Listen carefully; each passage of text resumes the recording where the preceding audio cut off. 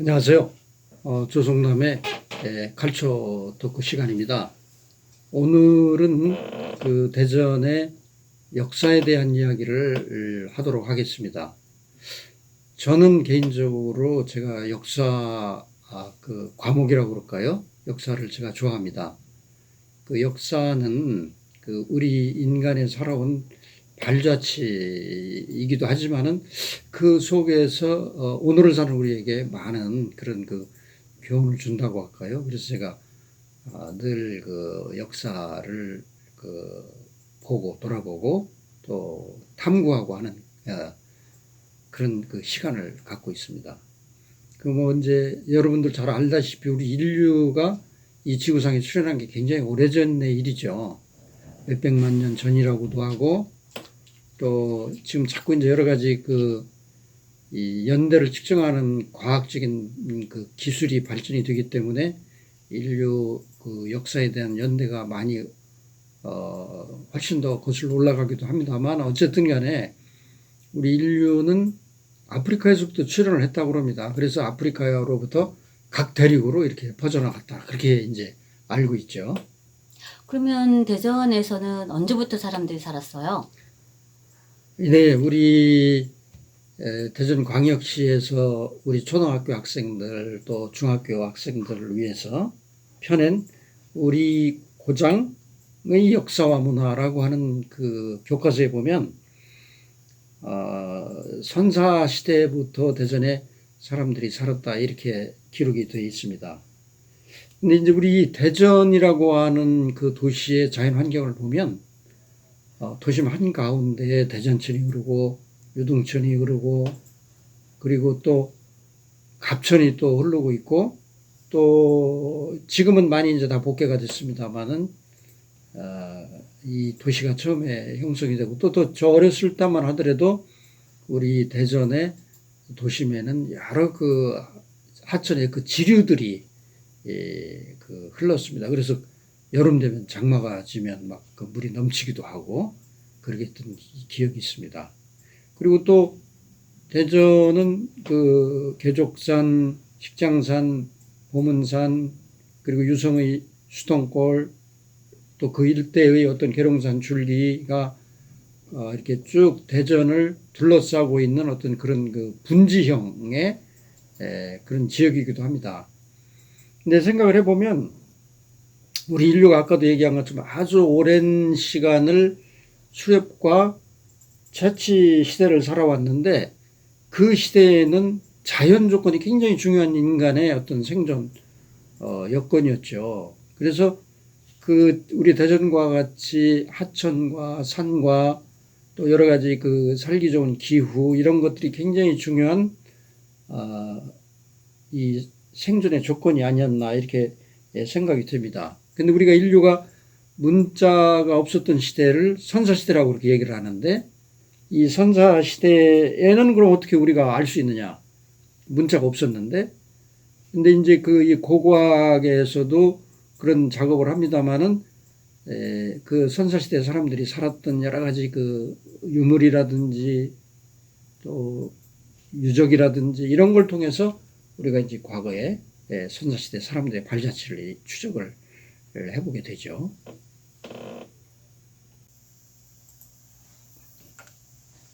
대전에 이렇게 선사시대 때부터 사람들이 살았다고 말씀하셨는데요. 그러면 선사시대 때부터 살았던 그런 흔적들을 어디에서 만날 수 있을까요? 예, 그 우리 대전 지역의 곳곳에 그런 그 유적과 그 유물이 있습니다. 근데 조금 전에 얘기를 했습니다만 우리 이 대전 그시 교육 대전시와 대전시 교육청에서 펴낸 우리 지역의 역사와 문화라고 하는 그 책에도 잘 나와 있습니다만은 우리 대전에는 구석기 시대, 신석기 시대, 또 청동기, 철기 시대 이르기까지 굉장히 다양한 그런 유적이 분포되어 있다고 합니다. 그래서 대덕구 용호동의 구석기 유적을 비롯해서 정부청사 건너편에 그 둔산동 선사유적지가 있죠. 거기에 그 신석기 시대 유적, 그리고 비례동의 청동기 유적, 그리고 또 서구 괴정동의 철기 유적 이런 그런 유적들 또 거기서 출토된 다양한 그 유적들이 있습니다. 근데 여기서 제가 잠시 이 선사시대라고 하는 시대가 어느 정도의 그 시대적인 그 이 폭을 가지고 있나 이걸 잠시 좀 설명을 해드리도록 하겠습니다. 이 선사시대, 구석기 시대 이후의 선사시대와 그 이후의 어떤 역사시대를 이 크기를 동전으로 이렇게 비교를 한다면 동전을 100개를 쌓았어요. 근데 그 99개가 사실은 선사시대 유적이다. 그만큼 선사시대에 훨씬 더 사람들이 오래 살았다고 이렇게 얘기를 할 수가 있겠습니다. 와, 동전 100개 중에 99개까지가 선사시대라고요? 예, 예. 와, 대단하네요, 정말. 네, 근데 우리가 또 한 가지 생각을 할 게 있는데, 이 선사시대 하면은 아무런 어떤 그 인류가 굉장히 미개하고, 그야말로, 이 강에서 고기나 잡고, 짐승이나 이렇게 사냥해서, 생존하지 않았나, 이렇게 생각을 할 수가 있는데, 문화는 없었다, 뭐 이렇게 생각할 수도 있는데, 우리 교과서에서 그 전에 배웠죠?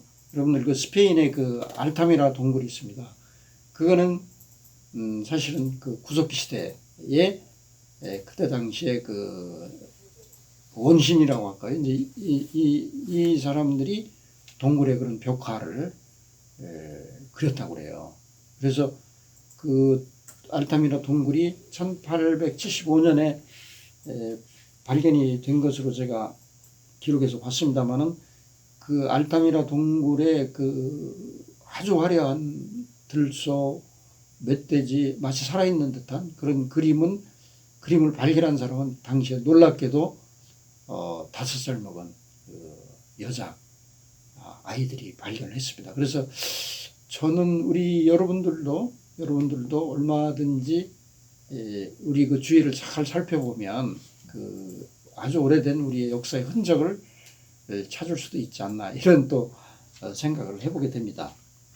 대전에도, 예, 유물이 아주, 예, 귀중한 유물이 전해진다고 하던데, 그게 뭐죠? 예, 그 아까 말씀드린 대로 이제 구석기 시대부터 우리 이 신석기 시대, 청동기 시대, 철기 시대 이런 그 유적과 유물들이 발견이 됐는데 우리 그 교과서에도 실려 있고 국립중앙박물관이 현재 보관된 것으로 알고 있는 그 농경문이 청동기가 있습니다. 그 이 농경문이 청동기는 1970년에 대전에 어떤 그 상인이 우연히 어디서 이렇게 취득을 했는데 그것이 그렇게 아주 연대가 오래되고 또 어떤 그 고고학적 가치가 높은 유물이라는 것이 나중에 밝혀졌죠.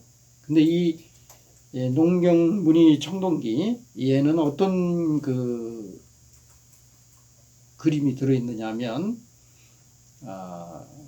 쉽게 얘기하면 이제 농사 짓는 그런 모습인데 그 남자가 밭을 일구는 남자의 모습 또 항아리에 뭘 이렇게 담는 그런 또 사람들의 모습 그리고 또 이런 사람들과 함께 나무 끝에 새가 앉아 있는 이런 아주 어떻게 보면 지금으로 치면 목가적인 아주 그 있던 그 한적한 그런 어떤 아주 한가로운 그런 그 농촌의 모습이라고 이제 볼 수가 있는데 이 농경문이 청동기의 그 이 유물은